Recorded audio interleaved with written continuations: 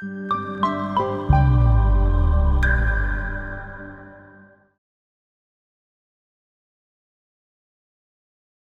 crise des migrants révèle à la fois les contradictions de la politique internationale et les paradoxes de la politique nationale.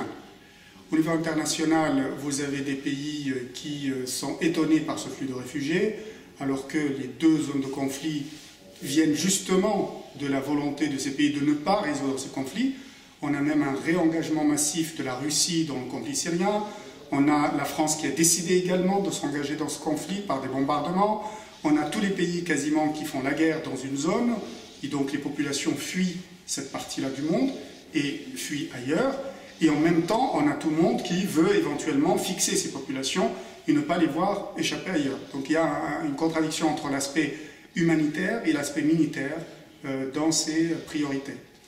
Sur le plan national, on voit également que cette crise révèle les failles, les clivages de la politique intérieure, avec en particulier un lien associé entre les questions d'immigration, d'intégration de ces, on ne sait pas comment les appeler, et donc on va par exemple prendre les quelques dénominations, ceux qui les appellent réfugiés, des migrants, des immigrés illégaux, des immigrés économiques, voire des terroristes, des infiltrés.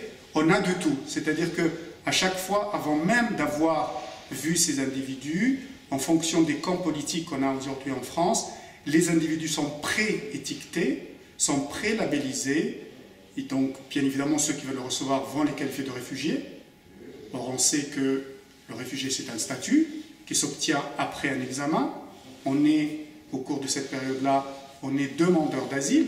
Et ce statut de demandeur d'asile est un statut qui peut durer, en France en particulier, entre 6 mois et 2 ans. Et donc, il est impossible de qualifier quelqu'un de réfugié avant même qu'il arrive sur le territoire national. Par ailleurs, ceux qui les qualifient d'immigrés illégaux, d'immigrés économiques, également, là encore, postulent le fait que ce sont des individus qui trichent, en quelque sorte.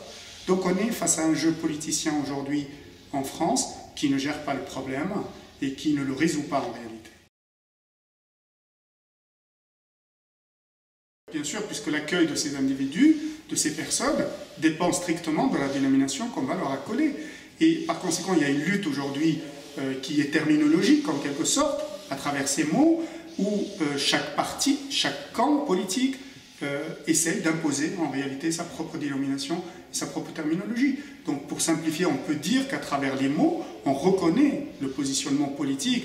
On sait globalement que réfugiés, demandeurs d'asile et migrants, c'est plutôt à gauche, et on sait que immigrés, avec toutes ces dénominations, immigrés illégal, immigrés économiques ou immigrés infiltrés ou autres, c'est plutôt à droite.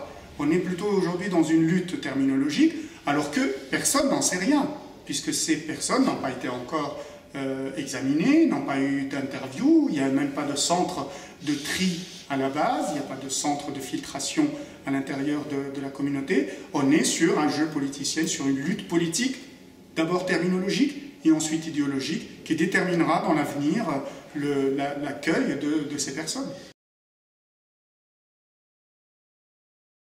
Alors il y a deux aspects essentiels, c'est qu'on sait d'abord que des flux de cette nature-là, avec le mode opératoire, avec la façon de passer, ne peuvent pas être contrôlés par des organisations du type EI ou Daesh ou autres. S'ils étaient contrôlables, l'Union européenne aurait pu les contrôler. On est face à des flux tellement massifs et face à des situations tellement dramatiques qu'il serait plus simple de prendre le train, de prendre l'avion pour infiltrer les démocraties occidentales.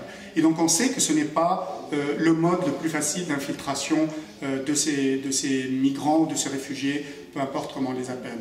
Par ailleurs, on a déjà des réactions, c'est-à-dire on a la dernière revue, le magazine de l'organisation État islamique, qui s'appelle Dabiq, est sorti avec en couverture le petit garçon qui est mort sur la plage, c'est-à-dire il y a une réactivité dans la communication extraordinaire. Il est sorti cette semaine avec un message très simple, en grand, en disant « Vous avez fui les terres de l'islam vers les terres de la mécréance, regardez ceux qui fuient la terre de la mécréance pour venir chez nous dans les terres de l'islam. » Et donc ils font un parallèle entre ces réfugiés musulmans qui fuient les pays musulmans et qu'ils estiment eux mécréants et qu'ils menacent d'ailleurs s'ils reviennent dans les pays en question, et ils font le parallèle en leur disant mais comment pouvez-vous imaginer aller dans ces pays-là alors que eux-mêmes, les Occidentaux, les jeunes, sont en train de venir chez nous.